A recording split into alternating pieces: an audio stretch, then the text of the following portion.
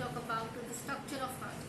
Now the structure of heart is, the heart is present in a thoracic cavity between the two lungs above the diaphragm. We say the heart is in the center. It's our general thinking that the heart is present on the left side. No, the heart is in the center, just its tip is tilted towards the left side, because due to this tilting of the tip towards the left side, the left lung is smaller to accommodate the heart. So the left lung is smaller than the right one. We say that our heart is in the center and it's covered by a membrane called as pericardium. Now the heart is covered by a membrane called as pericardium. This pericardium is made up of three layers. The outer is epicardium, middle is myocardium, and the inner is endocardium. Now this myocardium is made up of cardiac muscles which contract and relax, and they're involuntary and they beat the entire life, and they're responsible for the heartbeat. Now the membranes, they are having a fluid in them, that is the pericardial fluid. This pericardial fluid is present between the membranes of the heart, and they are acting as a lubricant as well as a shock absorbent. Now for the chambers of heart, we say our heart is four-chambered. The mammals have four-chambered heart. Four-chambered means the heart is totally divided into the four parts, two upper parts and two lower parts. Upper part is called as auricles and the lower part are called as ventricles. Auricles are receiving chambers also because they receive the blood from the entire body, and the ventricles are called as distributing chambers as they distribute the blood to entire body. Now for the auricles, we say that as our heart is four parts, that means our body is bilateral symmetry. Bilateral symmetry means the body is having the equal left and right parts. So the auricles are two, right auricle and the left auricle. Similar case we have with the ventricles, the right ventricle and the left ventricle. That means the right side of our body deals with deoxygenated blood and the left side of our body deals with oxygenated blood.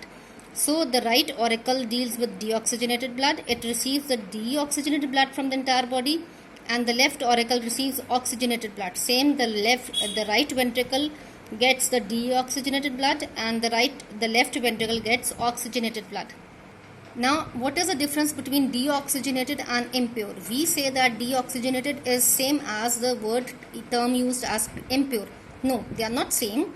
Deoxygenated and oxygenated terms we use in reference with oxygen and carbon dioxide content in the blood. Keep in mind, girls, everyone, that deoxygenated and oxygenated terms are used in context with oxygen and carbon dioxide content present in the blood, whereas impure and pure terms we use with the nitrogenous waste matter in the body. Clear? That means the blood can be deoxygenated but pure. Yes, the blood which leaves our kidneys, in the renal vein, that is deoxygenated but it is pure, which is given to the heart. That means that blood is free of nitrogenous waste matter, and the nitrogenous waste matter is moved in a body in form of urine. So these two terms are not same. Deoxygenated and impure is different. Similar case, oxygenated and pure is different. Clear? Now we talk about the unequal thickening of the walls of heart. The walls of heart, the auricles and the ventricles, are unevenly thickened. Both the auricles are having equally thin walled. The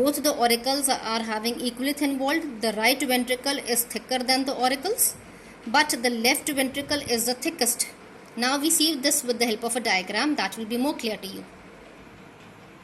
Now you can see in this diagram the structure, the internal structure of heart, that is these two auricles, the right auricle and the left auricle. They are equally thin walled because they are receiving the blood from the entire body. The right auricle receiving the blood from entire body, and it is giving the blood to the lower part, that is the right ventricle. This right ventricle is thicker than the auricles. Yes, and because this has to give the blood to the lungs for oxygenation, whereas this left ventricle, you can see in the diagram, the left ventricle is thickest of all because the left ventricle has to supply blood to entire body, that is to the head and neck and arms, that is against the gravity. So it has to push the blood against the gravity, as well as to the toes. So it has to pump the blood to a very large distance away from the heart to the toes. So it is in need of more muscular walls. So the left ventricle is the thickest of all the chambers of the heart. Clear? Thank you so much.